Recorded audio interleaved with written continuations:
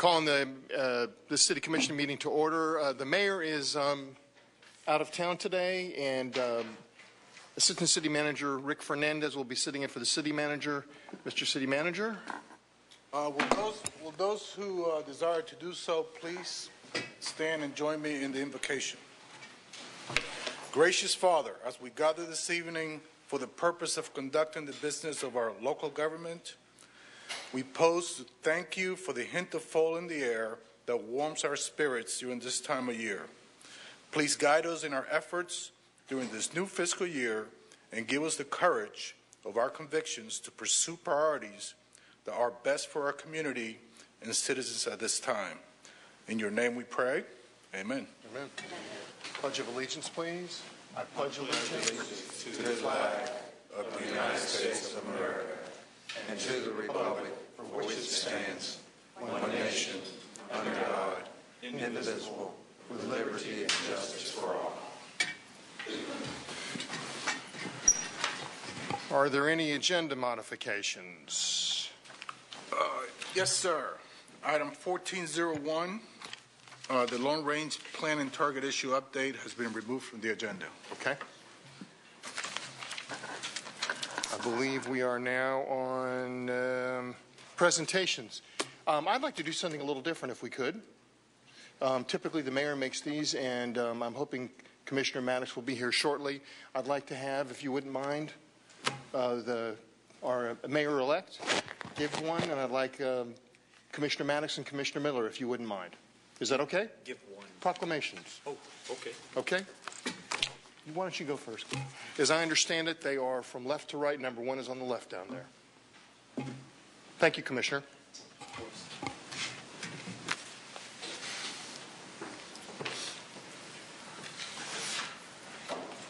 Good evening, everyone. This is a slight surprise. Note to self. That's the last one for this evening. Do not make Commissioner Gil-Ziffer mayor for a day. He will send you on a mission. Okay, now to the business. Would Johnny Slayton and Miss Sylvia Young please join us at the front, if you will? And I have the, as they come, privilege today of presenting a proclamation on behalf of the city of Tallahassee. You all could just stand here, that'd be great.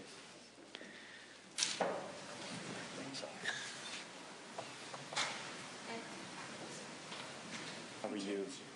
Dylan, good to meet you. Thank you all for joining us. And the proclamation reads, whereas the National Federation of the Blind, NFB, was founded in 1940 to end discrimination against the blind and to secure first-class citizenship for all blind persons. And whereas today the Federation, representing more than 50,000 members across the country, continue to work to secure equal rights and opportunity for the blind. And whereas the NFB works to change attitudes toward blindness by providing information about blindness to parents, teachers, school administrators, business, political, social, and civic leaders. And whereas since people who are blind and blindness are still frequently misunderstood, the National Federation of the Blind has developed a public education campaign, Meet the Blind Month, to create opportunities for the people of Florida and to learn firsthand that people who are blind are basically like everyone else. And whereas the Tallahassee chapter of the National Federation of Blind invites neighbors, co-workers, and others to join them in Meet the Blind opportunities throughout the month of October to learn how people who are blind lead full and active lives. Now, therefore, I, Gil Ziffer, on behalf of Gil Ziffer, as a commissioner of the city of Tallahassee, do hereby proclaim the month of October 2014 as National Federation of the Blind, Meet the Blind Month, and urge all citizens of the city of Tallahassee and surrounding areas to accept this invitation to meet members of the National Federation of the Blind and voice support for our nation's blind. Will you all please give a round of applause for Mr. Johnny Slayton?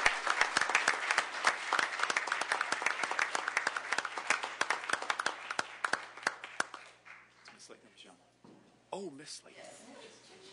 All right. We've got the microphone right here for you. Okay. Here? In the podium. You're here. Okay, good. Thank you so much, commissioners and elected officers. I just want to take an opportunity to really invite you to do that. People who are blind are everyday people. National Federation of the Blind, I can be reached through SlaytonJ52@earthlink.net. We are in your community. We are active members of that community, and we'd like for you to share that.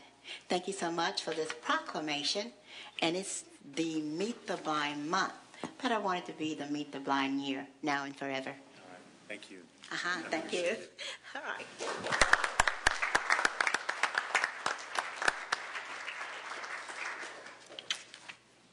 Commissioner Miller? Ms. Miller? Let the record show that that was Mayor-elect Andrew Gillum, not Commissioner Gilza, for giving that. Commissioner, that should be the correct one. Yeah. All right, thank you very much. All right, thank you.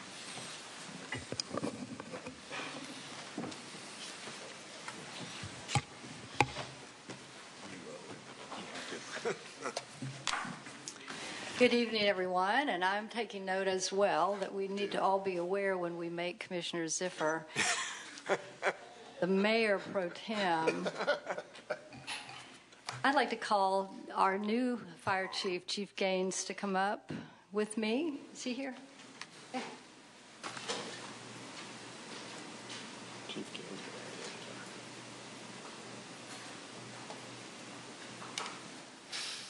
How are you? Good. Now I'm about to read a proclamation on behalf of the fire department, fire prevention. Whereas the city of Tallahassee, well, excuse me.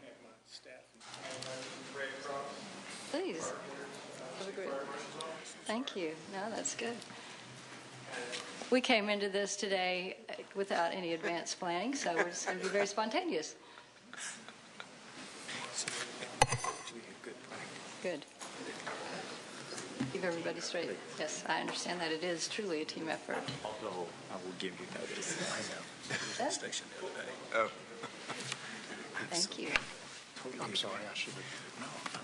Now, whereas the City of Tallahassee is committed to ensuring the safety and security of all those living in and visiting our city, and whereas fire is a serious public safety concern both locally and nationally, and homes are the locations where people are at the greatest risk for fire, whereas home fires kill more than 2,300 people in the United States in 2012, according to the National Fire Protection Association, and fire departments in the United States responded to 365,000 home fires. That's 1,000 each day of the year. Whereas working smoke alarms cut the risk of dying in reported home fires in half, and whereas 3 out of 5 home fire deaths result from fires in properties without working smoke alarms, 3 out of 5. Whereas 1/5 of all homes with smoke alarms, none were working. In 1/5 of all homes with smoke alarms, none were working. And whereas inoperable smoke alarms are usually the result of missing or dead batteries, or the smoke alarm was disconnected. And whereas residents should install smoke alarms in every sleeping room, outside each separate sleeping area, and on every level of the home. And whereas residents should install smoke alarms and alert devices that meet the needs of people who are deaf or hard of hearing. And whereas residents who have planned and practiced a home fire escape plan are more prepared and will therefore be more likely to survive a fire. And whereas the City of Tallahassee Police Department is dedicated to reducing the occurrence of home fires and home fire injuries through prevention and protection education, and whereas the City of Tallahassee residents are responsive to public education measures, being that educated community that we are, and are able to take personal steps to increase their safety from fire, especially in their homes. And whereas the 2014 Fire Prevention Week theme, Working Smoke Alarms Save Lives, Test Yours Every Month, effectively serves to remind us that we need working smoke alarms to give us the time to get out safely. Now, therefore, I, Nancy Miller, on behalf of my City Commission, City of Tallahassee, do hereby proclaim October 5th through 11th, 2014 as Fire Prevention Week throughout Tallahassee. And I urge all the people of Tallahassee, everyone there in the home, to test your smoke alarm at least every month. This week would be a good idea to start by pressing the test button and to support the many public activities and efforts of the Tallahassee Fire Department during the Fire Prevention Week 2014. Chief Gaines, would you like to say a few words? First of all, I want to say thank you to the commissioners and all the elected and appointed officials. Thank you, Commissioner Miller, for the proclamation today.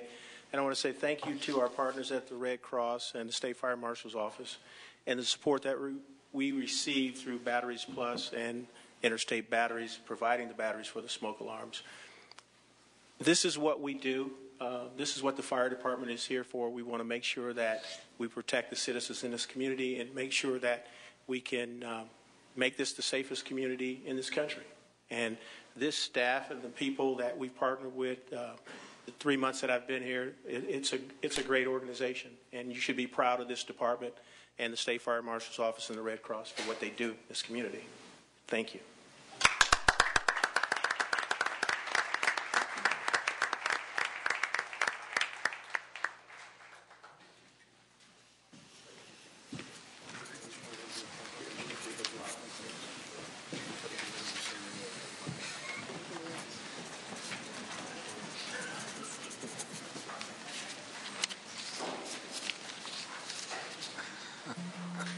All right. According to the Mayor Pro Tem, I am now pressed into service.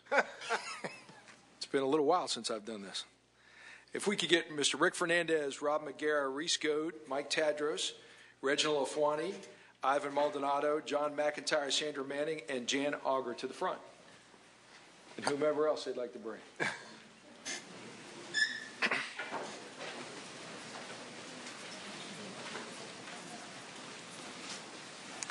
All right.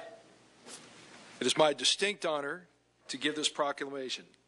Whereas the mission of the City of Tallahassee is to provide excellent services and facilities to support a high quality of life for our community. And whereas 2014 marks the city's 112th year of providing reliable utility services, and each October the city commemorates those services during public natural gas, public power, and customer service weeks. And whereas natural gas is a clean, cost-effective, and domestically produced fuel, which helps produce our electricity and reduces our reliance on foreign oil. And whereas the city's natural gas utility proudly serves nearly 30,000 businesses and households in Tallahassee, as well as in Leon, Wakulla, and Gadsden counties. And whereas the city electric utility, the 26th largest municipal electric utility in the nation, provides our community with cost-effective electricity through advanced technology and innovation. And whereas the city has been named the #1 public utility in America and provides the most professional and courteous service to more than 250,000 residents each year. Now, therefore, I, Scott Maddox, by the authority vested in me as a city commissioner, do hereby proclaim the second week of October 2014 as Public Natural Gas, Public Power, and Customer Service Week, and recognize your own utilities as the most valuable and vital community asset. Mr. Tadros? Thanks, Commissioner. On behalf of the utility managers, it's an honor to receive this proclamation today. I want to take the opportunity to thank all the men and women they serve in the various utility departments, work diligently, and they're persistent in improving the quality of life for the communities we serve. In closing, I want to thank the Commission, the City Manager, and all the appointed officials for continued support. We were named the #1 public utilities, and we still operate as such with the support we got. Thank you very much.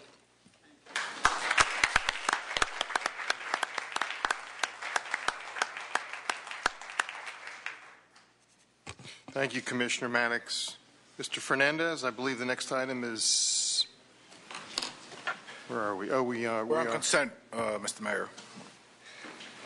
Or citizen input on agenda items. Actually, no, I think we have our sinking fund commission sinking meeting. fund. So we're going to adjourn the city commission meeting, and now we'll open sinking fund. Correct. Okay. And our 3 citizen members of the sinking fund commission can come forward and take the seats that you see right here to my right.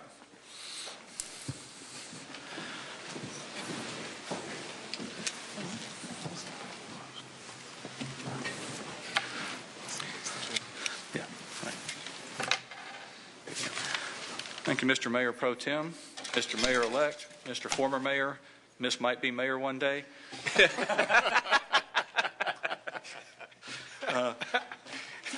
Want to introduce the item to you. We're going to have before you an update to our non-pension investment policy. That's a policy that, as it's self-named, guides us in how we invest the city's monies on a non-pension basis. That gets updated every several years. The last we looked at it was 2010, so it's been about 4 years since we've reviewed that. Have taken time over the last few months to review that and are bringing it to you for approval for the updated version. The changes have been outlined in the agenda item. You should have attachments with the details of those. But I want to be sure I thank the Investment Advisory Committee. These three folks volunteer, serve their time. We've met with them and had an opportunity to go over at some length with them the changes we've made. We appreciate their support. They approved from their end this item in August at their regular meeting, and so as is our process, the next step for final approval is bringing it to this full body. Very good. You want to briefly go over the changes, or? I can do that. We have several things we looked at sort of in several, I guess, categories.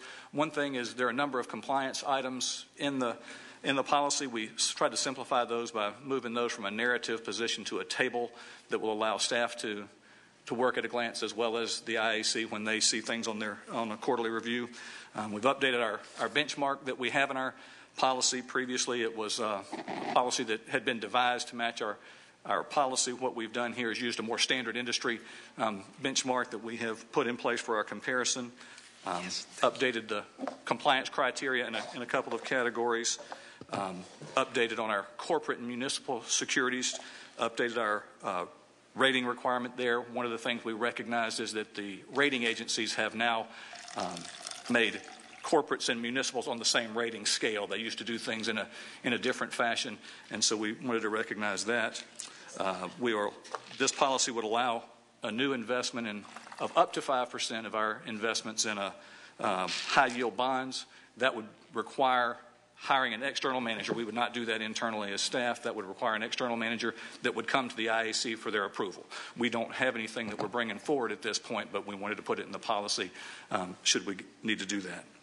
And then finally, there were a number of components that simply were either investment categories that are no longer used or attachments that are outdated in our current operating environment. And so we got rid of those things we don't need. Very good. We appreciate the work the three of you put into this. And I'd entertain a motion at this point to accept recommendation. Commissioner Maddox. I move approval, and I also want to add that on the change for the, I guess, higher risk, I asked specifically of Mr. Cook what other cities did they know of that were also doing this, and he came back with Jacksonville and Orlando, which gave me comfort, as well as hearing from our citizen committee that has approved this as well. Is there a second? Item. Second. All those in favor, say aye. Aye. Passes unanimously. One last thing I'd like to do is be sure I recognize our members. I thank them, but starting from my right, William McLeod, Carl Munson, and Kim Davis. We seem to give them plenty of work to do. They all have day jobs. We appreciate their help. Thank you all very much. You look good up here, you know. No. Thank you very much, gentlemen. We appreciate it. Thank you. All right, I bring the City Commission back in session. Mr. Mayor Pro Tem, I move consent. Second consent. All in favor, say aye. Aye. Passes unanimously. We are now on item number. Okay. The city attorney has asked me to give him the floor for just a moment. Yes, sir. Commissioner Ziffer, did we take input from the public on agenda items? We have not yet. We have not. The only speakers we have at this point, though, are on unagended items, so they will come at the end of the meeting. We don't have anyone who's asked to speak on agended items. Okay. And I had Mayor Pro Tem, I had one announcement to make, both to the audience that here and also that may be watching on TalGov. The city now has a full-time ethics officer, and she's with us today, and I asked Julie to stand. Julie Meadows-Keefe. She is housed in the city auditor's office, supervised by the city attorney and the city auditor jointly as per your directions, and we are very happy to have Julie, who spent much of her career as the chief legal officer at the Department of Health and the ethics officer there with the city of Tallahassee as its first ethics officer. Welcome. Welcome.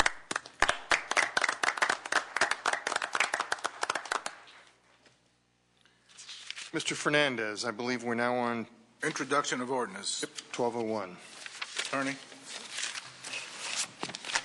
We have a number of ordinances to be introduced under item 12.01. We have actually under that item the introduction of two ordinances. One deals with electric rate changes and one deals with water changes. Ordinance number 14-0-42 is to be introduced tonight. It title is an ordinance of the city of Tallahassee, Florida, amending sections 21-226, 21-227, 21-228, 21-229, 21-230, 21-231, 21-234, 21-235, 21-236, 21-237, and 21-238 of the City of Tallahassee Code relating to electric service. This ordinance, 14-0-42, changes electric rates effective November 1st, 2014. The first and only public hearing for this ordinance will be on October 22nd of this month at 6:00 p.m. Would ask that this ordinance be introduced. So introduced. I believe we have a speaker just for a moment. No, yes, let me go ahead before Reese talks about both the ordinance, introduce the second ordinance, which deals with changes in the water rates effective November the 1st. It's ordinance number 14-0-43. It's an ordinance of the City of Tallahassee, Florida, amending section 21-281 of the City of Tallahassee Code relating to water services, including applicable charges and rates. And Reese Goad is going to give us, as soon as we get this water ordinance, we need it to be moved in. So introduced. Okay. Reese Goad will be given a brief introduction, and he'll also be introducing Mr. Craig Shepard, who is with Leidos Engineering, our rate consultant. Reese. Thank you, Mr. Attorney. Commissioners, Lou, I'm glad you had to read that introduction. With that, I'll make some brief comments, and I'll turn it over to Craig Shepard, who is our consultant with Leidos Engineering. We've had a long relationship with Leidos that used to be R.W. Beck, and so you will recognize that name. They're experts in the industry, and they do work around the United States, in particular utility rate work.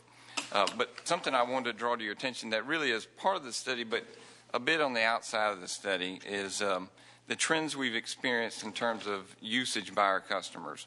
I shared information, similar information with you at last month's meeting when you passed the double rebates promotion. By the way, that went very, very well. We're still receiving applications for purchases of appliances. That happened during the last part of September.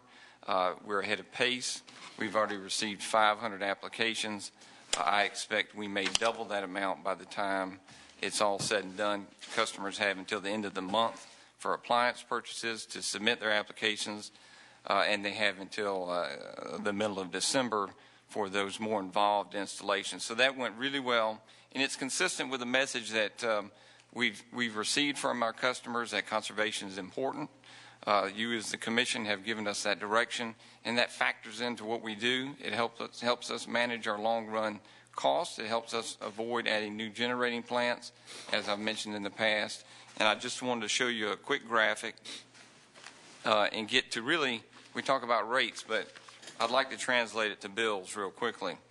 You can see since 2003, our residential trend in electricity is that customers, the typical household is using less electricity, in fact 21% less, and a very similar trend in water, they're using 17% less water. This trend also holds true for our commercial customers. That ranges anywhere from about 10% to our largest customers are actually using over 30% less than they did at that same time. So it's consistent. It's not limited to residential. It transcends all of our classes. I think that is very much what we hear from our customers. And the point in this, and you'll hear from Craig in terms of the rates, and he's going to give you his analysis and recommendations as how we should adjust our rates to make sure they're adequate to meet the needs, are really the bills customers are paying. So you can see from the graphic in front of you, the rightmost bar represents under the rates that you have in front of you today, the ordinances that were just introduced, customers are paying less, or typical households paying less today, or will be paying less going forward than they did in 2003. In fact, that's about 7.7% less than 2003 and 21.8% less than 2008, as we all can remember when energy prices were at their highest. So I wanted to draw attention to that because it plays a role in what we do. So we have energy sales. We've encouraged our customers to use less, and in fact they are, which means bills are lower today than they have been. So I wanted to draw that point out. Mr. Shepard with Leidos is going to share the details of how we approach an allocated cost of service study. It takes into consideration not only how much our rates produce, what our costs are, but also how each class, that'd be residential, small commercial, medium commercial, so on and so forth, how they contribute to the overall cost. It's a pretty in-depth analysis. We contract that out with expert consultants, and we've been able to conclude that, and the consultants' recommendations are in front of you today in the introduced ordinances. So with that, I'm going to turn over the podium to Mr. Shepard, pull up his presentation, and he's going to go through that with you.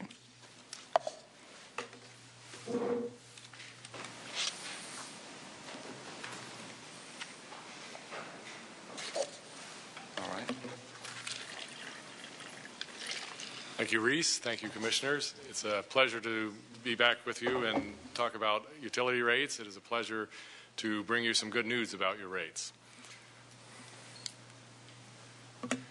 Just looking at the overall objectives of this study for both the electric and the water system, we reviewed the 2015 budget that was adopted, and we adjusted the budget for any known changes since then. From that, we developed the test year revenue requirements for both the electric and the water system, and we conducted a cost of service analysis, or COS, and determined how those costs were allocated to each class, like residential, small commercial, large commercial, and so forth.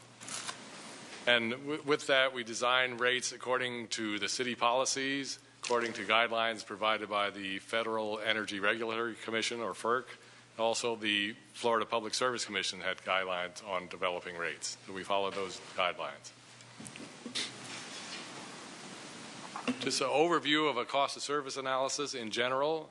As I said, we determined the revenue requirements for a defined test year. In this case, it's the upcoming fiscal year 2015. Then for those costs, we unbundle the cost by function, like production, transmission, distribution, and then classified within those costs how costs are demand-related or energy-related or customer-related. And then looking at the various customer classes that you have, those costs were allocated among the customer classes and determined how those costs were experienced by each class, and then finally design rates to cover those costs.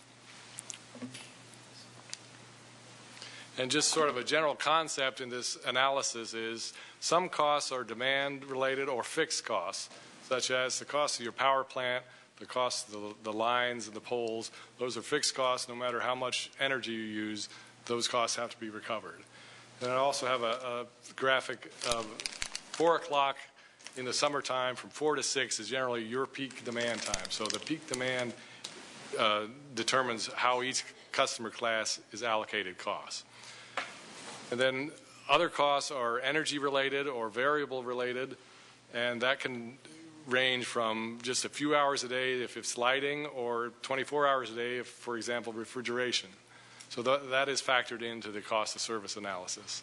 And then finally, some costs are customer related, such as cost of meters, cost of getting a bill out each month for the customers. And fortunately, the City of Tallahassee keeps records by FERC account, so we know how much our costs are in each of these categories.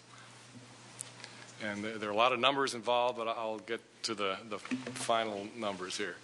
For the electric system, here's a graphic that shows what your costs are for the test year 2015. Fuel and purchase power is 43%. That's your biggest cost. Other operating and maintenance, 18%. Your renewals and replacement fund, 9% to keep your system up to date. Debt service is your debt service on your bonds and so forth. Transfer to general fund and other. That all adds up to, in the test year, from rates requirement of around $289 million for the electric system. Then another detailed analysis provides what your existing rates would provide, and that takes into consideration the usage for each customer class times their current rates, and that comes up to around $281 million. So you see there's a deficiency or shortfall in the projected year of about $8.2 million, which is only about 2.9%. So that's pretty close to the cost is what your existing revenues are. But then we want to see what the cost of service analysis provided by customer class. Well, some of the good news is that your residential class is pretty much recovering the cost of service right now, $132 million. The cost of service and the rates are right on top of each other. And then your commercial classes are close, but generally under recovering the cost of service, both your general service non-demand or your small businesses, and then your larger commercial, and then the others including interruptible, curtailable, and lighting. So that compares the existing rates versus the cost for each class. Could I ask? Yes. Could I ask a question? Go ahead. Now, in this scenario, it looks like to me that residential ultimately ends up subsidizing the others, correct? At the current... Could look at it that way. Yes.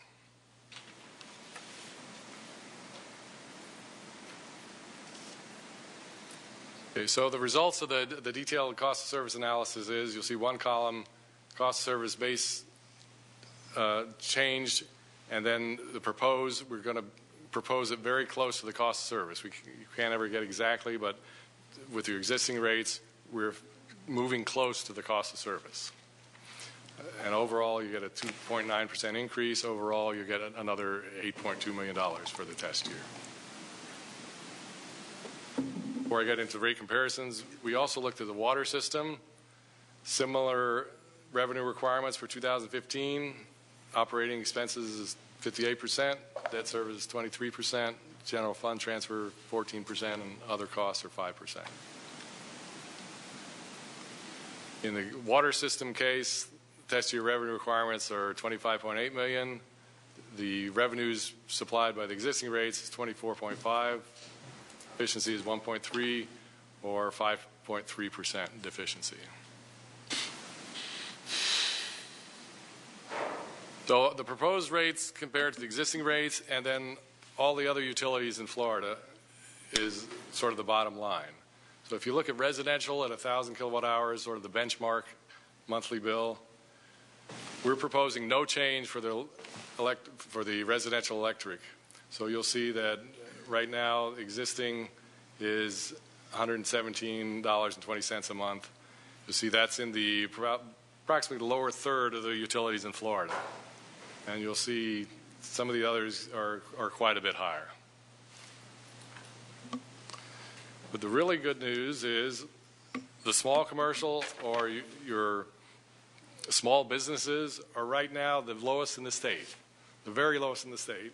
And our proposed is about 5% higher, but it's still going to be the lowest in the state. So the small businesses, the storefront type offices are going to be still the lowest in the state. And you'll see some of the others are more than 50% higher around the state. Gainesville. Gainesville's up there, yes. And then there's medium-sized commercial. The rate is called general service demand. You're one of the lowest right now. Proposed, you're still definitely within the bottom third. And I'd like to point out that all these utilities are experiencing pressure to raise their rates. And we've heard rumors of others going to be raising their rates. We know, for example, Duke Power is going to have to figure out how to recover in their rates the cost of Crystal River 3 when they decommission that unit. And then large commercial, again, they're almost the lowest in the state with the proposed change, about 5.7% increase. Is still way in the bottom third of the rates. As far as water rates, you're just about the lowest in the state. Existing and proposed, just a slight increase for proposed. It's going to be lowest except for possibly Orlando, which is sitting on top of the Florida aquifer. And in fact, you are privileged sitting on that too. Your costs are pretty low. You see that some of the coastal communities have much higher rates for water. So our recommendations are to move toward the cost of service-based rates, and then to continue to monitor your revenues and expenses, as you have been doing, and then periodically, every few years, update the cost of service to make sure by class is still in line. And how often, I'm sorry? I would say every 2 or 3 years. So we've avoided a rate increase there for how long on the rate study side? You've had small increases over the years. I think 2001 was the last detailed cost of service, but then there was a rate increase in 2006 and a smaller one in 2013, I believe, on base rates. And just in general, I think the city's utilities are in good shape. They've been renewing things. The system is good in shape. They have high bond ratings. You can borrow money when needed, and these rates should last for a couple of years probably. Well, it seems to me that our customers have done a very good job of cutting back on their electric usage, done a very good job of cutting back on their water usage. I think our utility department's done a good job of providing incentives for them. We just talked about the rebates. Right. And clearly our base rates are some of the lowest, if not the lowest in the state. Right. And I do agree that it breaking it down by different area, different class makes a great deal of sense. So it seems to me, and I know that we're not voting on this today, this is just an introduction, but we appreciate the presentation. Any questions? Yeah, just is someone from the utility, if you all could describe, maybe not now, but maybe the time that this comes back, what are the menu of options available for our business customers on the conservation end of the spectrum? So we offer a lot of incentives on the customer side. On the residential customer side, I'd like to know what the business side looks like. All right. Any other comments? Thank you very much. Thank you. Next item. Mayor Pro Tem, we have an additional 4 items, 4 ordinances that need to be introduced besides the 2 dealing with the rate. So I'm moving on to item 12.02 in the agenda is the introduction of ordinance 14-0-45. The title of the ordinance reads, an ordinance of the City of Tallahassee, Florida, amending section 6-1 of the Tallahassee Code of General Ordinances by expanding the geographic boundaries of the downtown improvement area served by the Downtown Improvement Authority, directing the city treasurer clerk to provide notice to of the expanded boundaries of the downtown area to Leon County property appraiser and tax collectors. This ordinance proposes the expansion of the Downtown Improvement Authority. We've had a couple of discussions on this, the last one back in September. The expansion deals includes the government-owned lands at Cascade Park, the Civic Center Arena area, and the Gaines Street corridor for the purposes of furthering redevelopment and marketing in those areas. The first and only public hearing for this ordinance is scheduled for October 22nd. So introduced. Item 12.03 is introduction of ordinance 14-Z-38.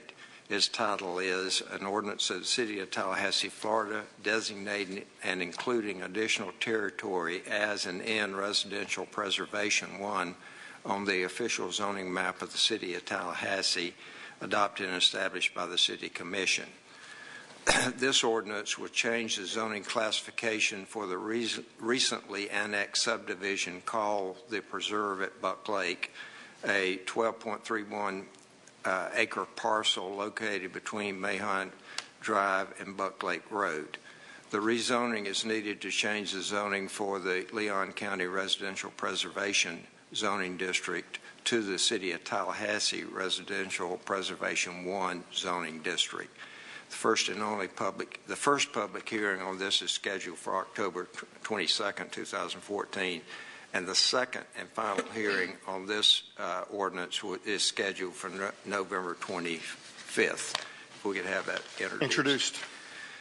Item 12.04 is the introduction of ordinance 14-Z-39. It's the ordinance of the City of Tallahassee, Florida, designating and including additional territory as and in government operational 1 with historic preservation overlay on the official zoning map of the City of Tallahassee, adopted and established by the City Commission.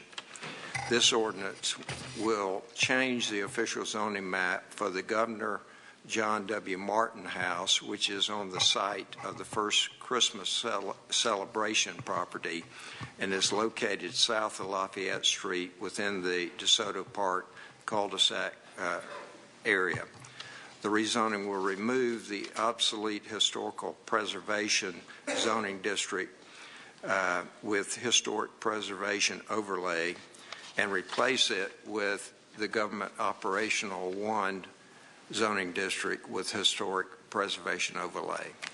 The first public hearing for this ordinance is scheduled for October 22nd of this year. The second and final public hearing is scheduled for November 25th of this year. So introduced. And the final introduction is under item 12.05. It's the introduction of ordinance 14-Z-40. It's an ordinance of the City of Tallahassee, Florida, designating and including additional territory as and in governmental operation 1 with historic preservation overlay on the official zoning map of the City of Tallahassee, adopted and established by the City Commission. This ordinance will change the official zoning map for the Brokaw-McDougal House located east of the intersection of North Meridian Street and Miccosukee Road. The rezoning will remove the obsolete historic preservation zoning district with historic preservation overlay and replace it with the category of governmental operation 1 zoning district with historic preservation overlay. First public hearing for this ordinance is scheduled for October 22nd also, and the second final public hearing is scheduled for November 25th, 2014. If we could have it moved. So introduced. Commissioner, I have a question. We have changed the date of our November meeting, and is this the proper date? I mean, I just Yes. had somebody. I'm getting a yes from Michelle Bono. So it was on Wednesday, and we've moved it to Tuesday, and the 25th is Tuesday. Okay, thank you. Okay. So introduced. So that completes the items under general category 12 of introductions or ordinances. Thank you, Mr. Shelley. Mr. Fernandez. Mr. Mayor, item 1301 is requesting your approval of the agreement that the city and Leon County have with the Oasis Center for Women and Girls to provide administrative support to the joint Tallahassee-Leon County Commission on the Status of Women and Girls.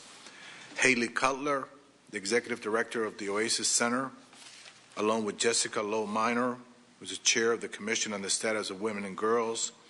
They're here to provide a brief update, if you'd like, and to respond to any questions. Move the item. Second. All in favor? Aye. Aye. Passes unanimously. Thank you for coming. I think we have all read the material and we're very pleased with the work you all have been doing.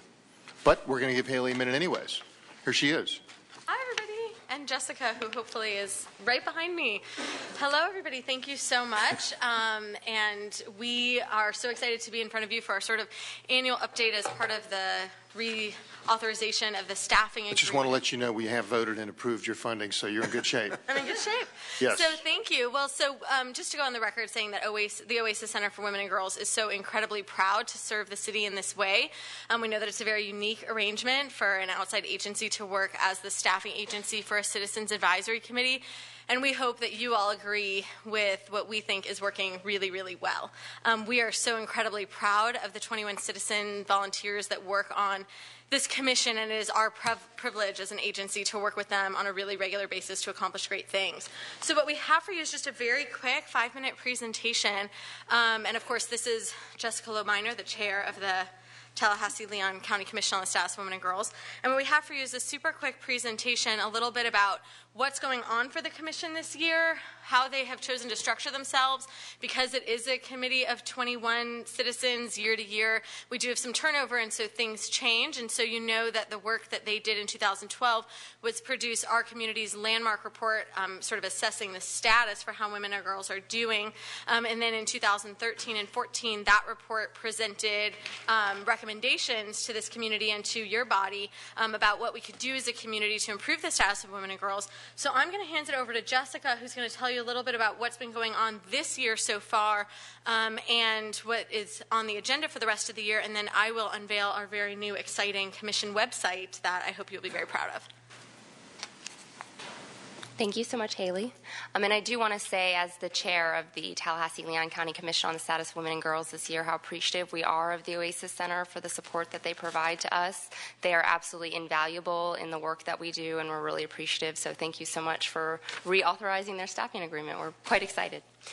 So what we are currently doing, we have chosen to kind of organize ourselves around 2 primary focal issues this year. In the past, we've looked at, a whole plethora, a range of issues that impact women and girls, things like access to health care, girls' concerns, access to education, women in the workplace, violence against women and girls. And this year, we were really recognizing that in all the reports that we've done, the kind of connecting theme amongst all of those issues was really women's economic security.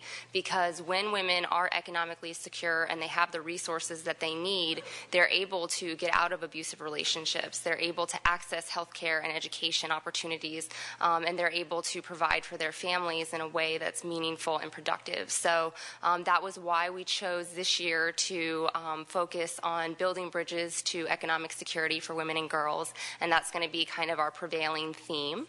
So some of the things that we've already done this year in kind of around that theme, we had a retreat earlier this year. We went up to North Leon County and had a retreat at Tall Timbers where we got a chance to get to know each other. About half of the commissioners stayed on from last year, and about half are new this year, so it was really exciting to kind of meld with the new commissioners and get to know everyone.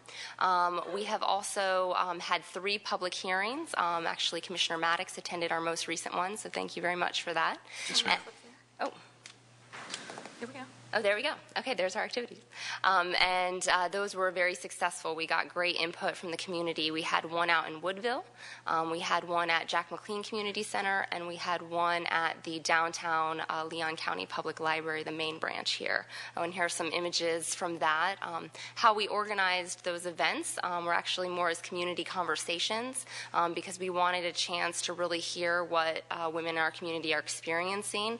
And so we had more of an informal structure where people were organized into groups and we sat around tables and really had a more, extemporaneous type of conversation. So that was a wonderful opportunity for us to really delve into some of the things that we've been seeing through the data, through the reports that we've been doing, now hearing about it from a personal perspective from women in our community.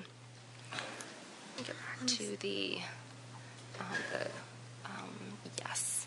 So then the other things that we've been doing, we are so appreciative of the funding that we receive from the City of Tallahassee and from Leon County, but we also want to make sure that we're supplementing that funding with fundraising efforts that the Commission takes on. So we had a small house fundraiser that the Sarah Mack Band was so wonderful as to play out for us.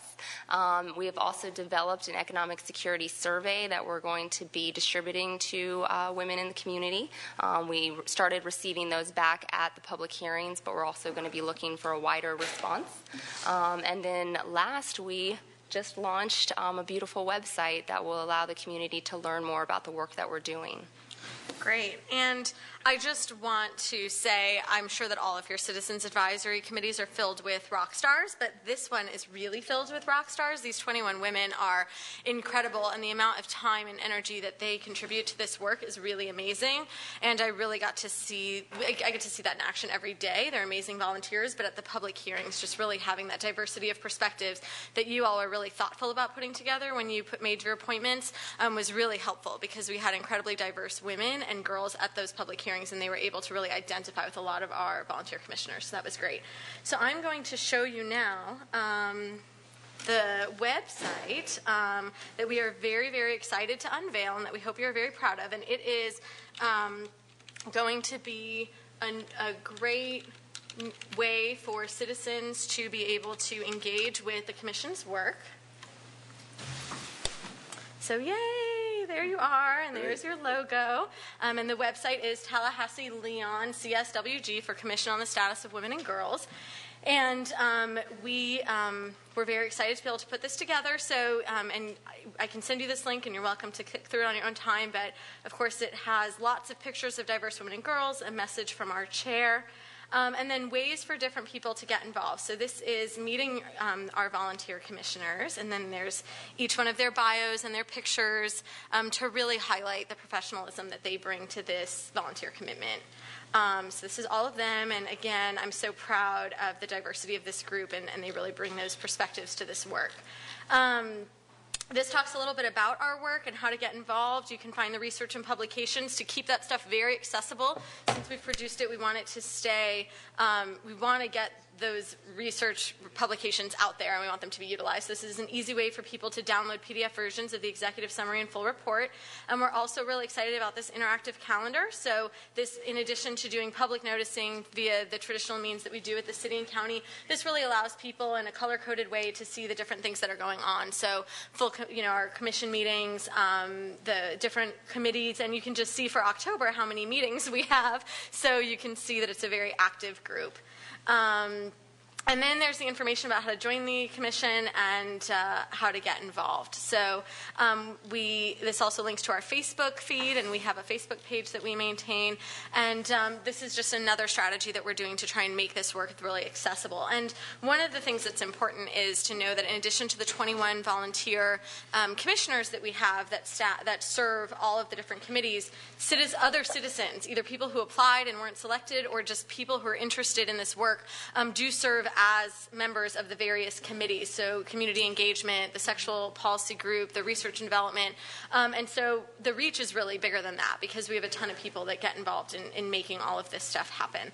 So we're really proud of the website. We hope you are too. And we are so grateful for your continued support. Awesome. Thank you all very much. Thank you very much for all your hard work. And the website's beautiful.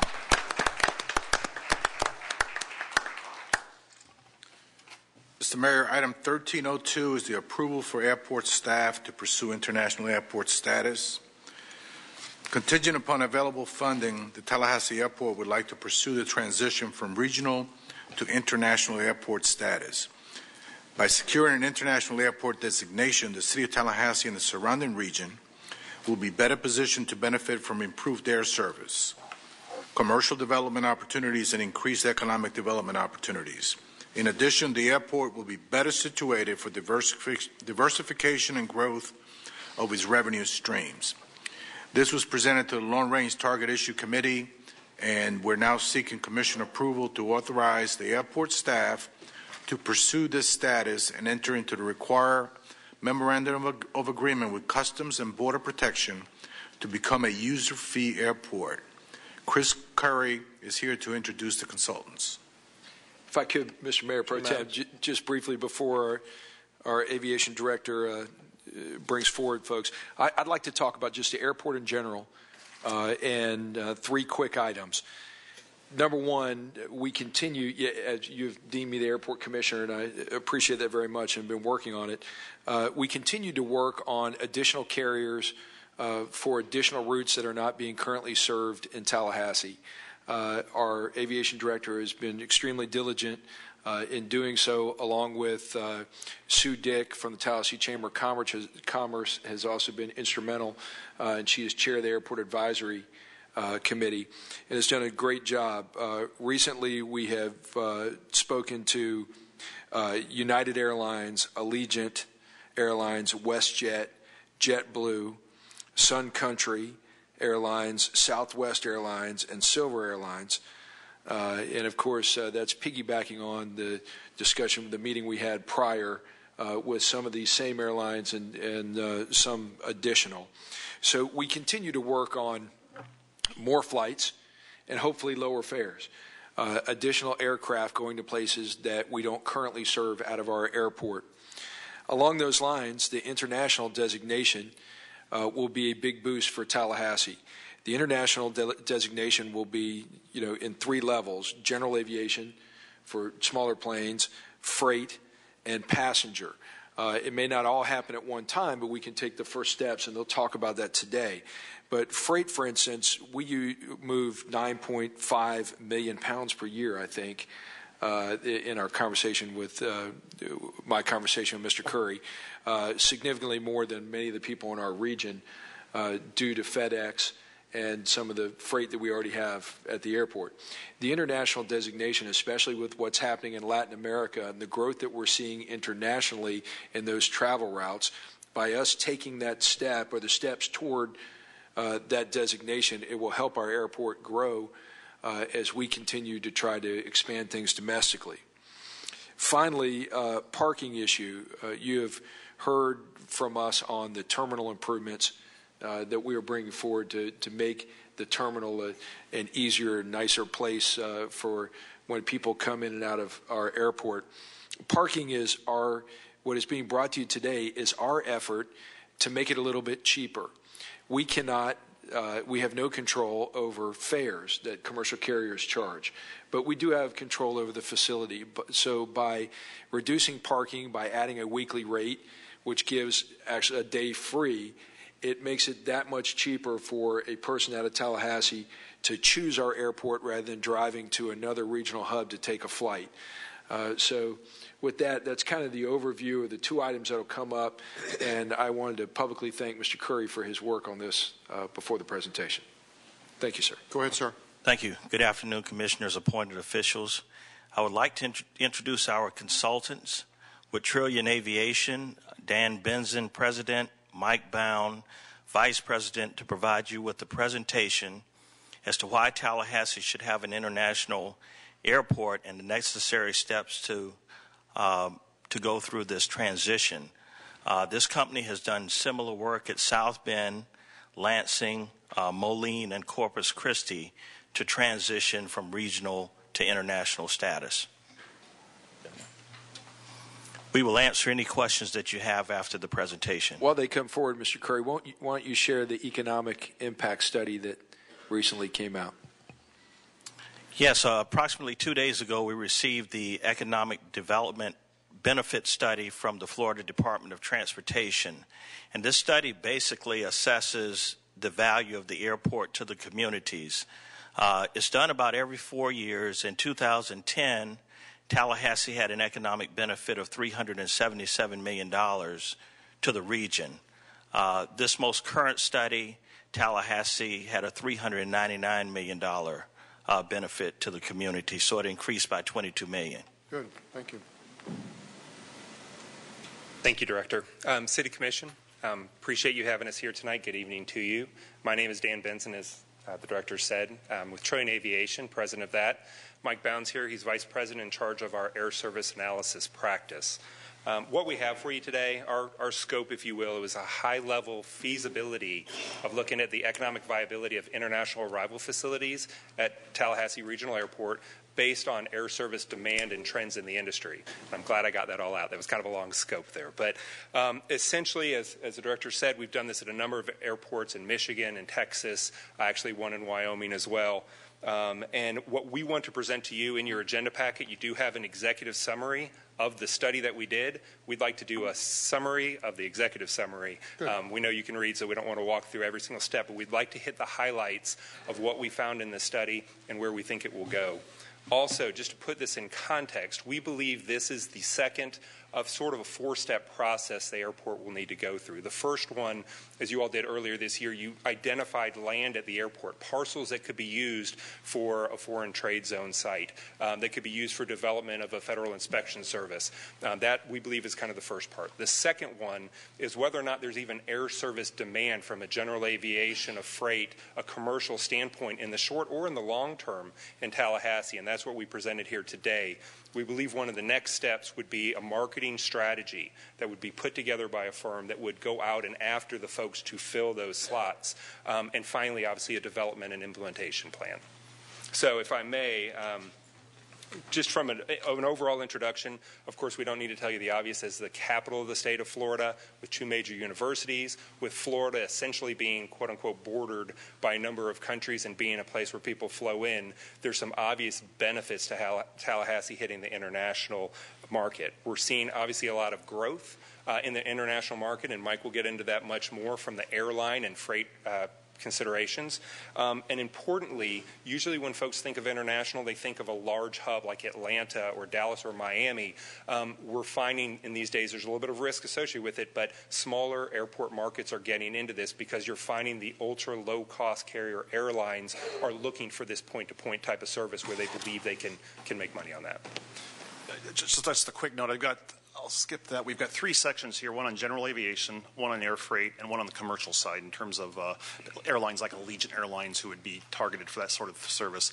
I guess in a nutshell, why I think this is such a compelling idea is Jesse James robbed the banks. Why? That's where the money is, obviously. Why are airports focused on the international aspect of travel? That's where the growth is. You're going to see it from the business jet side. It's growing at a much faster rate than domestic is. You're going to see it from the passenger side.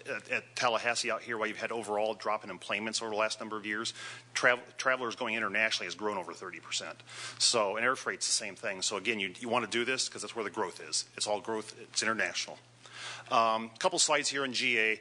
We kind of took this from the packet. I'm not sure these make for the best PowerPoint slides in this setting, but essentially Tallahassee is the largest general aviation airport in the Panhandle.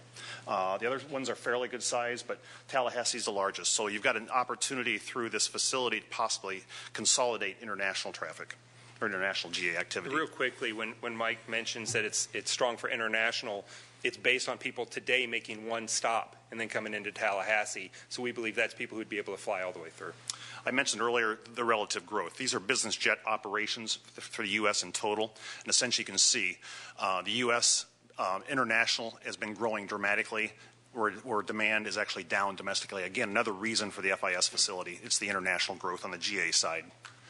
On the freight side, again, you've had good growth in your exports out of this market over the last number of years, up about 30-some% since 2008. So it's been a growing market. Obviously, the state of Florida is known for exports. Miami, obviously, I think is the biggest air freight hub probably in the country. So there's a lot of demand for air freight here. It's been growing, and we think there's an opportunity there. It was mentioned earlier, these statistics are based upon what is reported to the U.S. Department of Transportation by the airlines. And you can see that Tallahassee is the biggest airport in the Panhandle, doing about 14 million pounds. Pensacola is a lesser one, but again, there's the opportunity, as we mentioned earlier, to consolidate the GE activity here through this facility. The same holds true on the freight side. And finally, on the passenger side, essentially, again, why do this? Because the international is where the growth is. On the passenger side, as you can see, on domestic United States passengers, Tallahassee has seen a decline over the last 5 or 6 years since the oil spike. International has grown. It's grown significantly. Again, you have the ability to capture these passengers more practically this way.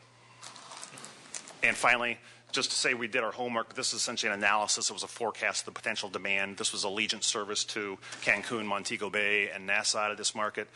Based upon historical stimulation, market growth rates that Allegiant acquires through lower fares, typical market share analysis that they would acquire, we think these services can longer term support 1 or 2 times a week service to each of these markets.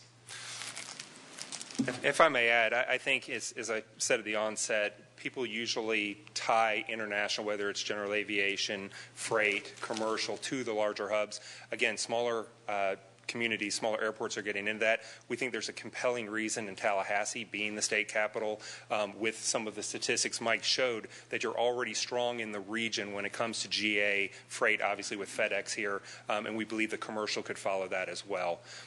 From a next step, one of the conclusions, obviously we've talked about changing the airport name. That designation with Customs and Border Protection is a simple title. You don't have to already have the international service to do that. It's a bit of laying the foundation. You can change it. It does not make you a port of entry, which some of the airports are. That's why first you're approaching user fee status, which is one of the recommendations, and then eventually a port of entry once it's justified.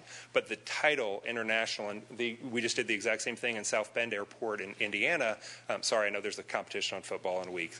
Nothing about that, nothing. But from our standpoint, they just had a ceremony and changed it to South Bend International Airport. They do not have international service yet. The second bullet point here, which is important, is that phase 3 we talked about. We're really, as a community, if we're moving forward with the international, a lot of what we've done in this project and what we've suggested is laying a foundation. A comprehensive marketing strategy needs to be looked at in all 3 of the areas. The general aviation, we believe, is already there from even speaking to the local fixed-based operator at the airport. We believe the freight and the commercial will take more work, of course. Again, that leads into what you would develop in an international arrivals facility that can handle general aviation and freight as well as international customer passengers coming through. And last but not least, and we've talked about this, in the general region right here, I don't believe we have a foreign trade zone. There are some, but I think the closest one is about 120 miles away. As we have potential clients who could be based at the airport that would have that would be an attractive opportunity for that land development to have a foreign trade zone site. The groundwork for that could be laid so that opportunity is already there. So in summary, that's a summary of the executive summary, but we appreciate your time, and we'll take any questions you all have. Thank you. Commissioner Maddox. I'd like to move the item. Second. Any other comments or questions? Yeah, can you talk a little bit about the cost associated with pursuing each of these rungs? I'm not all the way clear around what the financial outlay might be to go down this road.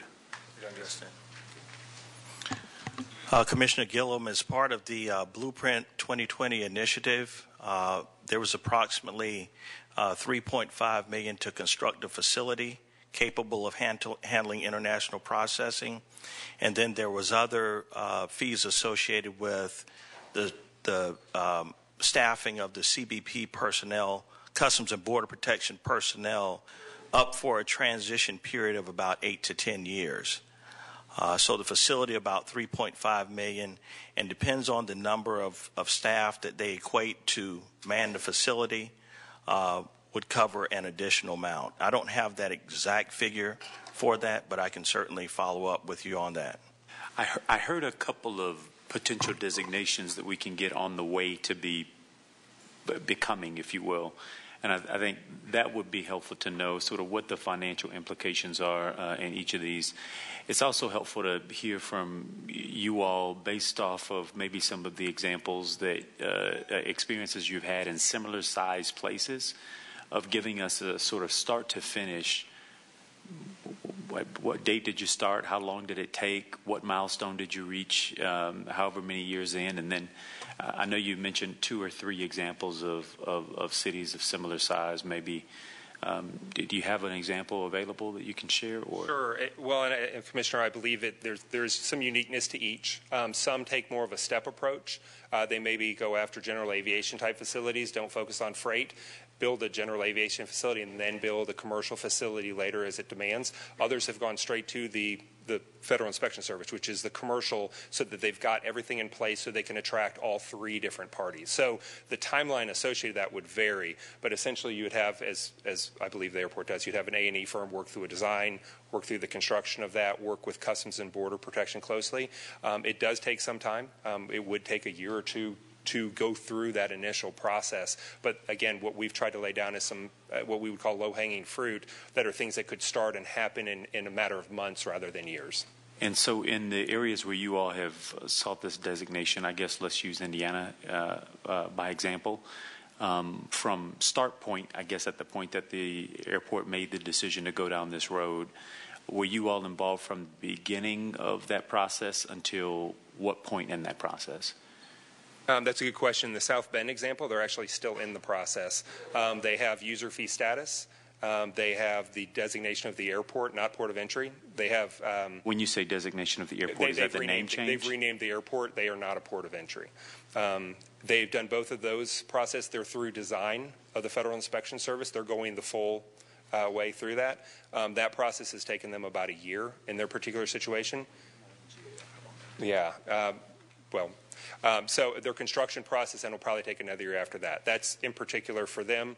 Obviously, we had to work through the Customs and Border process on that.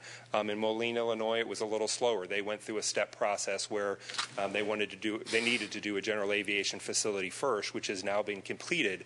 That was about a 2+ year project for them. There were different reasons for that. They have a phase 2, which is a Federal Inspection Service. So sometimes it also depends on the community and how aggressive the community wishes to pursue such a process. But in both of those cases, that was the path they wished to take, and it's, again, laid the foundation for both of those communities for international service in our belief. Got it. And then you all mentioned that this is sort of a robust area of interest for mid-size airports.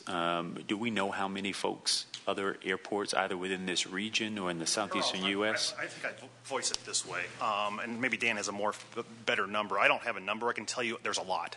It's a very hot issue right now. The reason being Allegiant Airlines. Allegiant's been growing. I don't know how familiar you are with Allegiant, but they've indicated that they're going to be flying to Mexico. So a lot of these smaller airports, to accommodate passengers coming back from Mexico, need an FIS facility.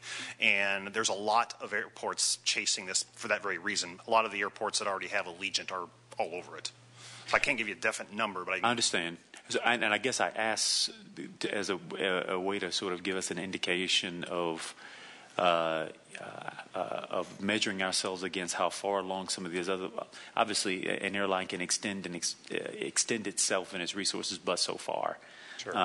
And if you make the financial investment to go down this road, we ought to be at least pretty clear about where we might end up on the other end of it. Absolutely. You definitely wouldn't be by yourselves. I would say from a small hub type airport size, I'd say you're in the 20s that we're aware of. Half of those we've worked with. But I would say you're probably in the 20s around the country that are pursuing that, specifically in areas where they believe Allegiant is an opportunity, or Apple Vacations or some of the other firms we mentioned in there, that they have a sense that that could be an option for them. And I would assume that there are other airlines that are considering this as well, that we're not being based on one airline. It's typically the smaller, what I call niche airlines that take an interest in this. Allegiant's the kind of the leader of the pack. Spirit Airlines is another one. JetBlue is another one, although they don't have the type of growth in smaller markets that Allegiant does, but they also are directing it. Nationwide, the internationals, that's what airlines are targeting, but it's a little different because you've got airlines like Delta and United Americans who are going international, but it's more focused on Europe and Asia, and obviously it's a different clientele, and they would never consider flying international from here. Southwest also growing internationally very quickly, but it's being focused at their Houston hobby hub. So Allegiant's far and away the number one guy. Apple Vacations, a vacation packager, is another one that likes this and tried this concept. Sun Country is another one, and to a lesser degree, I would argue maybe a Spirit and a JetBlue. Or WestJet. And WestJet. WestJet to Canada. Got it. Well, I want to compliment Commissioner Maddox for his leadership and agility around this issue of the airport and trying to make it as user-friendly, cost-efficient, and I think open up other avenues and venues wherein our planes can land. I do think development on the airport property is probably where we want to go. But I do think this is an interesting idea. I would resist the name change too quickly, only in that I think folks, when you're on a plane and and the airline flight attendant says, if you are transferring to another location, you look at the gate when you come out, and there's kind of this chuckle that goes through the plane, because it was like, well, who would come through here to transfer? And so I'd love for that to be really real one day, and think that this is probably a good fact-finding mission to go on. If I can just interject, and if I'm wrong on this, please correct me, because we really don't want our citizens to think that right off the bat we're looking for international flights directly from here, from a passenger commercial standpoint, but from a private plane standpoint, private jet standpoint, we have an unbelievably fairly percentage standpoint. Low airspace usage. We have an awful lot of airspace that we can increase usage in. So if you're a private jet owner and you want to clear customs, and you're looking at Orlando International or Tampa or Jacksonville or Atlanta, you can fly in and out of Tallahassee conceivably with this international designation and clear customs an awful lot quicker. Not to mention, buy fuel from us. That's right. Not to mention, we talk over and over and over again from an economic development standpoint about the developments coming out of both FSU and FAMU. And if you're an international business and you're looking at potentially, let's say, setting up manufacturing or utilizing some of those skills, being able to fly in and out of Tallahassee sure makes it a lot easier than flying out of Orlando and having to fly up here. So I think it should be noted that another reason for this is we derive income by private planes coming and landing. We derive income from fuel. We derive income from a lot of different things, which eventually lowers our landing fees, which eventually, hopefully, lowers the airfares. So this isn't only about us being able to fly to Mexico or Canada. This is also about private jet traffic and commercial traffic and trade coming in and out of our airport. Freight. Right. If you don't mind, I'd like to kind of make two comments. One, I'd like to acknowledge the chairman of our advisory board, Mr. Alexander, who's in attendance, and they approved the agenda item unanimously as well. The other, with the international designation or international airport change, is that we want Tallahassee to become part of that global conversation. And a lot of times when companies are looking to relocate from other countries into the United States, most of the information that they find is on the internet. And so as they're looking, if we have an international destination, we become part of that planning process that may take 2, 3, 4 years in advance. So I think from a marketing standpoint, once we put that out there, we give a sense of direction to the global community that this is where Tallahassee is going. Thank you, sir. We have actually, yes, ma'am. I just wanted to make sure this was mentioned because I know that a lot of folks in the community are wondering. You referenced the Blueprint 2020, and a lot of folks wonder what the economic development piece really means. This is it, and this is part of that. That's what I wanted to bring up. This particular airport investment is actually listed as part of that economic development piece of our Blueprint 2020. The other thing I wanted to share is that the mayor of Thomasville actually shared a story with me that their town had lost a business they were trying to recruit on one point, and that is that they weren't within 45 minutes of an international airport, which means that the economic impact of this decision is far beyond our borders and even the borders of our state. That's something I hadn't realized until he pointed that out to me, and I think that's pretty important. So I'm Thank excited you, Commissioner. about this. We have a motion and a second on item number 1302. Vote. All in favor, say aye. Aye. Passed unanimously. Now we have 1303, which had to do with some parking, which I believe Commissioner Maddox had mentioned. I move we authorize airport staff to implement a weekly long-term parking rate. Second. Any discussion? Lacking discussion, all in favor, say aye. Aye. Passes unanimously. Item 1304. Commissioners, over the last couple of years, you have heard about a local software company called Less. You've heard it in different terms. but Les is their name. The company began as a class project at FSU with the aim to provide users daily and weekly updates about their electric usage to promote energy conservation. The sponsors of the class was your utility marketing group. They did a wonderful job bringing that together. The group has worked with city staff to use smart grid data to develop and test their solution.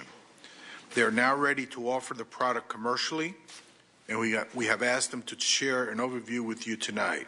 Jason Stamm is here to provide you a presentation. Thank you, Mr. Manager, commissioners, and appointed officials. Hi, everybody. I am not an FSU student. Just want to get that out of the way. But my team members are they are alumni. And yes, it did start as an FSU project. We are really excited to finally present this. We have been in beta mode for some time. LES is a people-centric energy intelligence company, and we provide transparent access to energy consumption and information.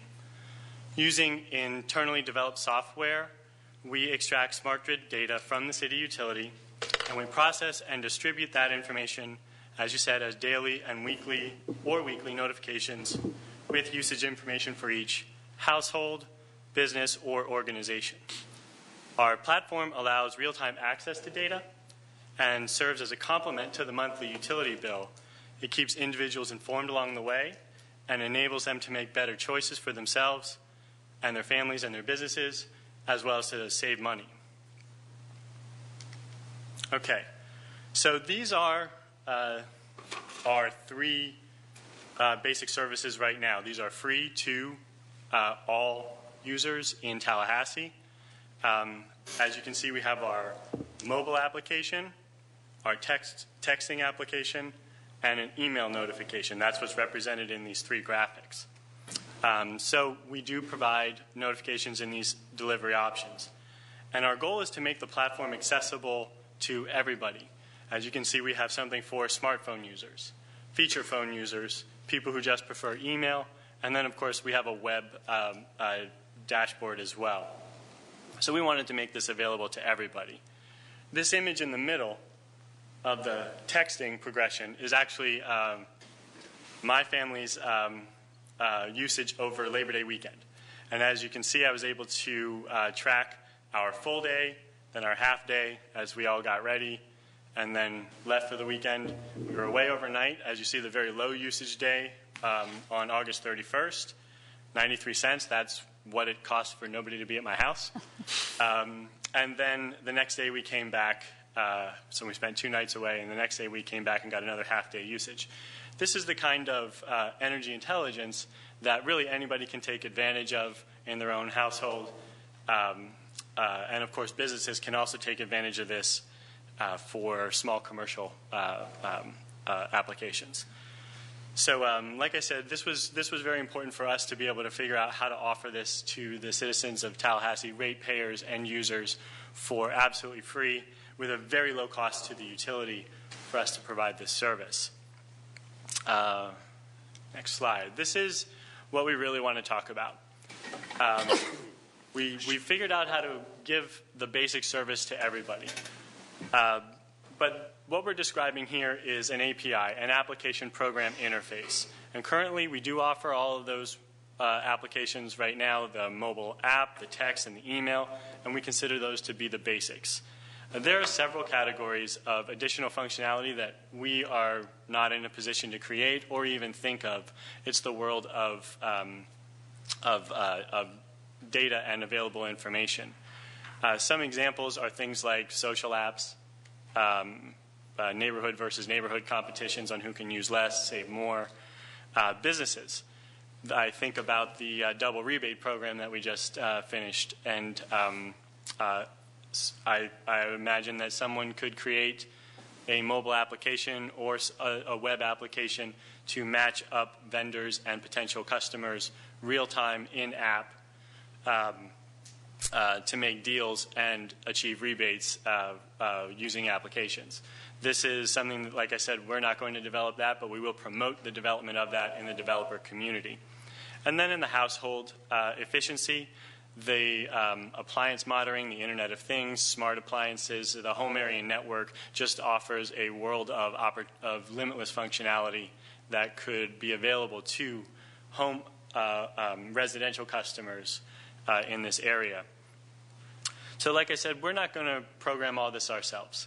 So what we want to do is, and we are actually already, we have this set up, is provide a system for other programmers to make those programs. Open it up to the developer community. Essentially, we'll provide an app store for energy software. We'll be doing it securely, and there will be tight control over the data that is available to developers. We will give only addresses and usage information, and no names and no contact information until the end user authorizes it. We do this all the time in our own smartphone applications or even web applications. We say yes, and all of a sudden your location, possibly your contact list, is now available to the application provider. So it's a very common thing for the end user to authorize additional functionality by providing more information about themselves. So we manage the security and trust verification according to industry standards, and we do work with industry experts to maintain the security of the platform. Really, with the API, the applications are and the functionality are limitless. Really, why we are doing this is that other companies do charge utilities up to hundreds of thousands of dollars to provide applications that have a very limited baseline functionality like this.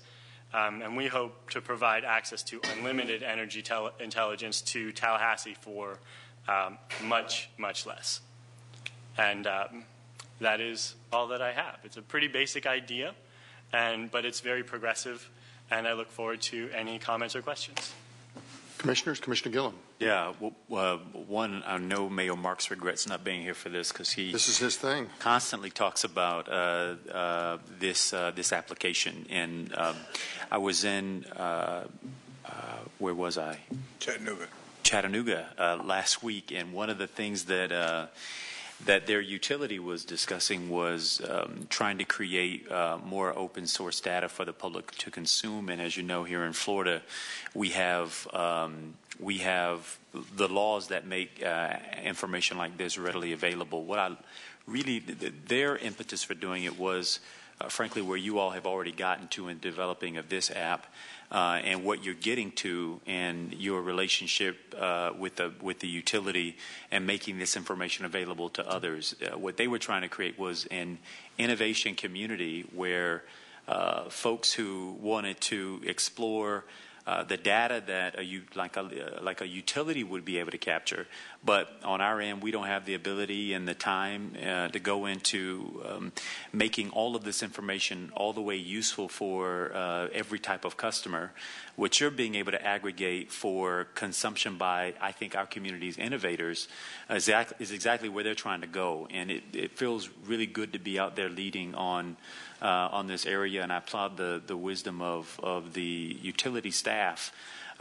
They, through our smart metering system, are pulling down tons and tons and tons of data. And so much so that my guess would be that we're not able to, on the utility side, really convert this all the way into practical uses for the end user to have this much information. And so really love the fact that you all are trying to aggregate data, make it available to whoever the innovating public might be, to hopefully develop applications and develop uses that we hadn't even dreamed about, but that are easily accessible to the public and that they find use for. I downloaded your app today, and I've been monitoring yesterday's usage, and I look forward to trying to make greater use of the information that you all provide here. But onward and upward. Congratulations. Thank you. Commissioner Miller, any comments? So how do we download your app? Oh, sorry. I'll go back.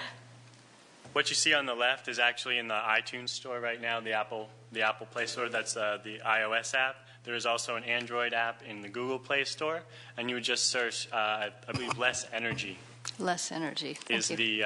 And you'll see our logo with the lightning bolt We have not promoted our apps in the App Store yet. We haven't gotten to that point. We've just only released them in the last couple months, and we've been testing them and debugging them along the way.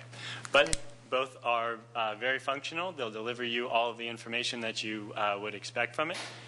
And we do have new versions coming out probably early next year. And we also do hope to work further with the city utility staff to start providing more information about water and natural gas uses for customers to which it applies. Those grids themselves are not as advanced as the electric grid, but they are almost there, and so we'll be there when they're ready to start pushing that information out to everybody as well. I think, as others may have found, and this gives people an opportunity to actually put it to the test, and that is we talk an awful lot about that 1 or 2 degrees you can change on your heat or your air conditioning that makes a significant difference on usage. And of course, you have to deal with hopefully days that are consistent when it comes to weather. But I think this gives our consumers a real chance to see just by changing that thermometer a little bit, they're going to get tremendous savings. So we appreciate you doing this, and I'm looking forward to hearing about more updates and other developers that come along, that tag along, because it's a great opportunity for this community to really demonstrate what we've done here. So thank you very much. This was informational, correct? Yes, sir. Thank you. Thank you, Jason. Thank you. Next item. Number 14 is target issue updates. We have one report today from the Quality of Life Committee. What we're doing is sharing with the audience right now and our WCOT viewers the mission statement for the target issue and the lead commissioner. Today's target issue report is from Mayor Ziffer on the quality of life. There you go. We met on September 23rd, Commissioner Miller and I. We had one meeting that we extended into another because we saw that there was an opportunity that, quite frankly, we ran out of time, and we also wanted to hear more about the things happening on our Council on Culture and Arts. We did have an update on our Project CARES, which has to do with the South City neighborhood. An awful lot of groups doing a tremendous number of things in that area, and there are other groups that recognize there are opportunities to do more.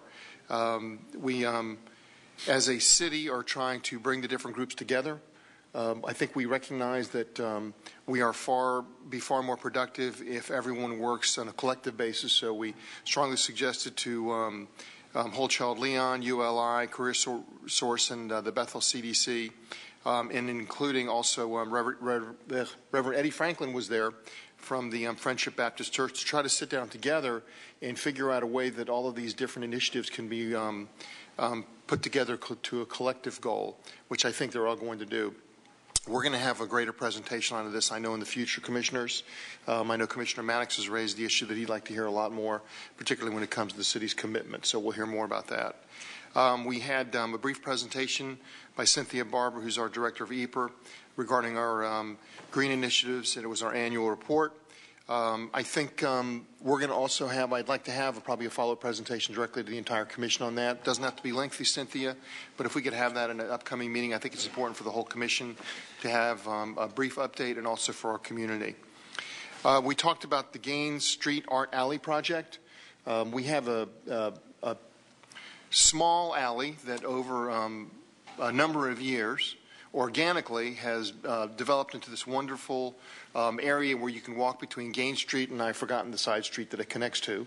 But it has fallen into disrepair, and so we've received a grant from Wells Fargo of $25,000. And we are also reaching out to other folks that could provide in-kind contributions to really improve that area so that it becomes a tremendous amenity for the people that live in that area and also visit that area.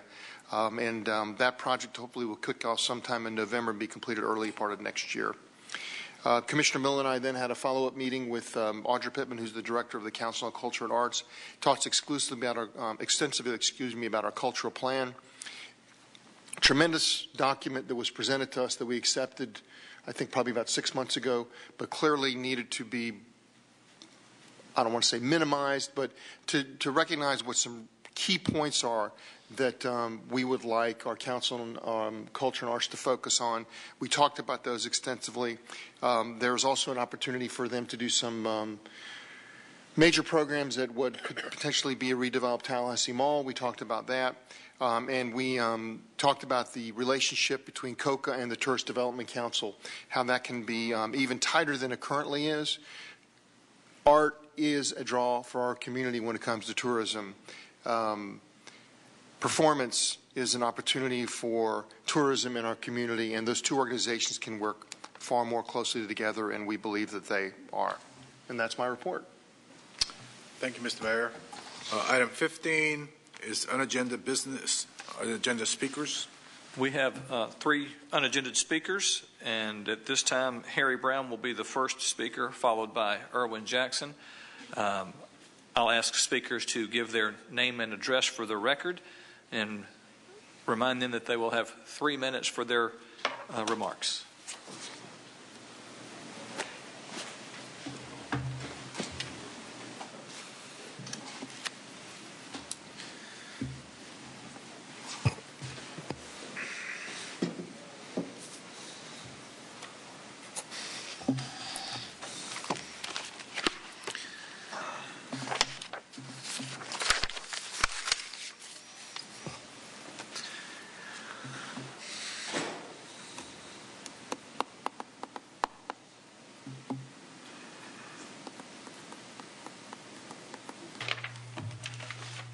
Hello, I'm Harry Brown. I reside at 5431 Crump Road, Tallahassee, 32309. I had this I wanted to show on the screen, but it won't show. It's too small. I wanted to give you this stuff, Scott, that you read in 2001 when I was fired. It shows here that from the early 80s to 1995, that all you show here is sexual harassment. Harry Brown, sexual harassment, sexual harassment, sexual harassment, sexual harassment through 1995 and 1996. But I started to work in 1982. My first annual evaluation was by Mr. Charles Berrier, and he stated that my first annual was Harry takes personal interest in his job and performs an outstanding job. His next evaluation of me, Mr. Brown, is very dependable and takes personal interest in his job. Now, from 1985 to 1996, that's 12 years. That's nothing but outstanding performance evaluations. Who's stupid enough to believe that a person is going to keep an employee around for 14 years who's done nothing but sexually harassing employees?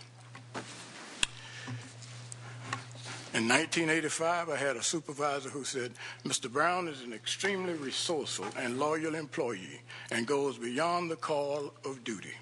Harry is a very excellent employee to have on the management team. He maximizes limited resources. Pleasure to work with. Harry continues to be a great asset to the department. Maximizes work output with limited resources. Always proactive in completing and anticipating work assignments. On 1988, excellent production given staff shortage. No prodding necessary, usually on top of issues before it arises. Harry is one of the hardest workers in the department. He extracts the most out of his employees. Handle difficult situations with diplomacy. Pleasure to work with. Self-starter. See your light? Well, you could hear a lot of good things about Harry Brown if you gave him an opportunity to speak. But here's another one. Harry coordinated the presentation technology upgrade.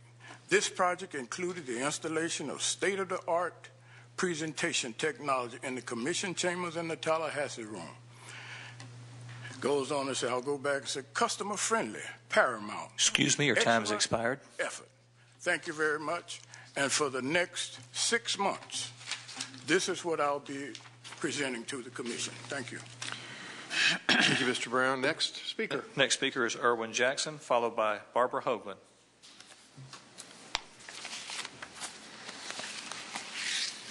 Dr. Irwin Jackson, 1341 Jackson Bluff. At last night's Village Square debate, it was almost comical to watch Scott Maddox trying to explain how a city employee who cannot investigate the city commissioners without the approval of her boss, Lou Shelley, and who has no enforcement authority, is the best method to expose self-serving actions by city commissioners. The city's ethics employee, described by Scott, will only add another layer of protection for commissioners who choose to scam the public for their own personal and financial gain. Nobody believes that this ethics officer would have investigated John Mark's wife using city credit cards for her personal expenditures. Would this city employee have investigated the theft of city resources by city commissioners under the disguise of deferred comp? Our city attorney, Lou Shelley, looked the other way and remained silent when John Marks was taking funds from city contractors, Honeywell, ADE, and others. Scott's self-serving real estate deals and willingness to take stolen money from allied veterans of the world were never investigated. I was glad to read in the Tallahassee reports that Mayor-elect Andrew Gillum supports an independent ethics officer. Andrew understands that you can't have an employee given the responsibility of investigating his or her boss. As a board member of Citizens for Responsibility and Ethics in Washington, Andrew argued that the U.S. House of Representatives must have an independent ethics officer. Andrew, if an independent ethics officer is needed for Washington politicians, why do you oppose an independent ethics officer for Tallahassee politicians? The role of exposing self-serving actions by city officials has been left up to private citizens. City Attorney Jim English was found guilty of funneling city contracts to his private law firm thanks to a private citizen. City Commissioner Alan Katz admitted to taking money from a city contractor while voting to give that company a city contract thanks to the effort of a private citizen. And currently it is a private citizen who has asked the State Ethics Commission to investigate Scott Maddox's decision to get up and leave the dais instead of acknowledging a conflict of interest. The need for an independent ethics officer who can operate without the fear of being fired has long been documented. The independent ethics officer must be held accountable to an independent citizens panel and not the potential subjects of the investigation. I strongly encourage every citizen in Tallahassee who's tired of seeing campaign contributions being exchanged for city contracts to vote yes for an independent ethics officer. I appreciate it, and thank you very much. Next speaker. The next speaker is Barbara Hoagland, and I have no other speakers at this time. Mr. Mayor, Mayor-elect, and Commissioners, thank you for the opportunity to get to speak to you. My issue is a rather personal Can we one. have your name and address for the record? I'm sorry, Barbara Hoagland, 907 Governor's Drive. My home backs up to Lafayette Street, and recently my understanding is that there's a development that's occurring or approved behind my house on Lafayette Street. It's Chewy's and another restaurant. Right before I left town, I've been out of town for 3 or 4 months, and right before I left town, I learned about this and attended the DRC meeting and expressed some concerns there, and I wanted to just share those with you because I'm not sure those have really been addressed. You know, at that spot where they are on Lafayette Street is really a pretty narrow 2-lane road, and it's adjacent to, really adjacent to or across from a residential neighborhood. So I'm concerned about the development for several reasons. One is the impact to the neighborhood is pretty significant in terms of what we're likely to have as a visual impact to be looking out at a sea of cars and parking in the parking lot. My understanding is that they're using greatly higher number of parking spaces than is technically called for in that area under the the zoning and your ordinances. The other thing is Lafayette Street there is really serves as a canopied road, and I'm very concerned that they're not going to be utilizing the existing trees and vegetation and the landscape or the topography that is on the property right now to help buffer both the Lafayette Street and the neighbors in that area. The more trees they can save that are existing vegetation, the less they have to do to try to mow down that area near Lafayette Street and allow those berms and that hill to help buffer would certainly be appreciated.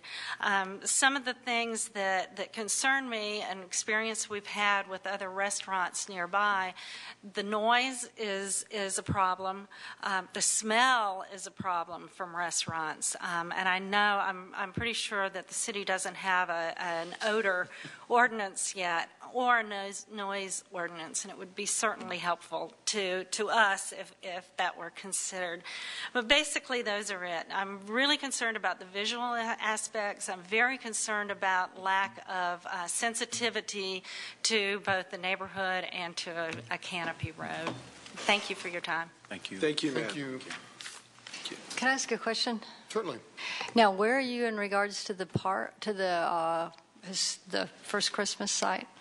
I'm catty corner to it, essentially adjacent to it, catty corner to it. So on Lafayette, there's a bank. On Lafayette, there's a bank. There's a bank on my side, so I'm looking down onto the property. On the other side of Lafayette, there's sort of a berm.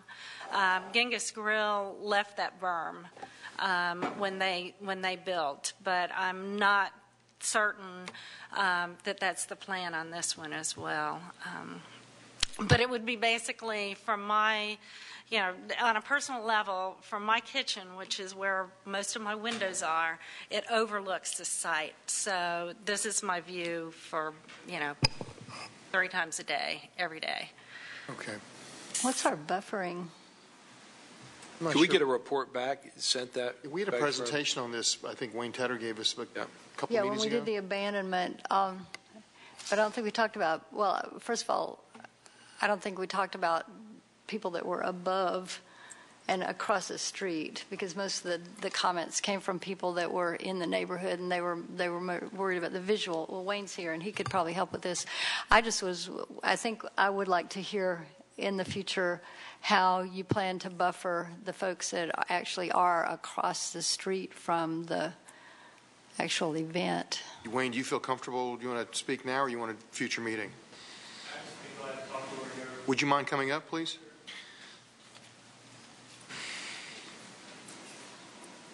Commissioners, the presentation that I gave you a couple weeks back presented some information about the Lafayette Streetscape study that required a green buffer along that corridor.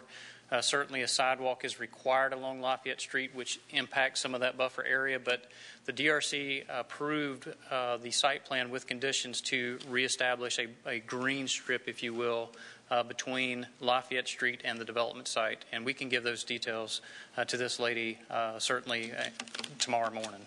What are you going to do on the south side of Lafayette there? I mean, what's there? And South side is off-site from the development. That's the sidewalk the county just built when they redeveloped the road, correct? That is correct. Right. Much wider sidewalk. So no buffer changes for that area at this point. Now, if the first Christmas site comes in and they're looking at development of that area and redevelopment of that area, that would be something we address at that time. But there's no action at this point that will affect any of the green along the south side of Lafayette Street. If you wouldn't mind following up and show where the buffer is going to be and what kind of buffer that might be. Absolutely. And provide that information. And if you still have some issues, please let us know. Can I make one little comment, and then I'd love to be able to talk later? It's okay with me? It's a very short one. Okay. The issue about reestablishing a green space, what concerns me is there's already a beautiful green space there. And what I see happening in a lot of places, all the new development, they go in and they clear the land, and then they put up little trees that take years and years and years to really reestablish what was already there now. And that's a comment. But I'll spend more time with your staff. Thank you very much. Thank you very much. Any other speakers? No, sir. Are there sharing of ideas, commissioners? I just want to Maddox? respond. I try not to respond to Mr. Jackson's comments, but I want to set the record straight. Mr. Jackson advocated before this commission several times for an appointed ethics officer that was directly answerable to the city commission. I voted for that, the position that he wished to be passed, and said over and over and over again. And of course, he knows that. I said that last night at the Village Square over and over. I said at the Village Square that I don't have a problem with any ethical oversight whatsoever, me personally, at all. And that in addition, I have great confidence in the Florida Ethics Commission. He knows that, and today has mischaracterized my position. Just as he has said that now he wants to bring big money out of politics, which of course Mr. Jackson has spent tens and tens of thousands of dollars, both directly through campaign contributions and through super PACs and 527s, in which they moved them from multiple ones to conceal the identity of that it was Mr. Jackson behind them, all leading predictably to the same outcome, which was utter defeat at the election level, both for his own candidacy and for his candidates' candidacies, both against Commissioner Ziffer, against myself, and against Commissioner Miller. So just for the people watching at home, we try not to respond to these, but sometimes you can't keep people from lying, but I wanted to do my best to set the record straight. Any other commissioners? Commissioner Miller or Commissioner Gillum, any comments? About that? No. Oh. No, about sharing of ideas. Hard act to follow, but I'll attempt. Go ahead. I continue to have concerns about the multimodal district and the way it shows up versus the way it was portrayed in the pictures. I mean, having come out of urban planning school, I certainly appreciate the streetscapes, and I think that the point that the speaker made about the fact about taking down trees that are full grown and replacing them with little small trees, that's an issue that we ought to give some thought to. I know that Lafayette Street is not a canopy road there, but it has that canopy effect to people that are using it. And well, Wayne's not here, but I guess Sheree will probably have a lot to do with this as the development plays out. But if there is any way to preserve the larger trees there at the Lafayette Street side, that would be a wonderful gift to the community, I believe. Because if I hear at least 2 or 3 times a week, somebody complains to me about the way Magnolia, well, this past few weeks, it's been a lot more than that, but no one is happy about what's happening on Magnolia. Now, I know that eventually we're going to have some trees there, but the tendency to put in buildings next to the street has worked well for us on Gaines, but that doesn't necessarily translate to every single street in town, especially one that is a super highway.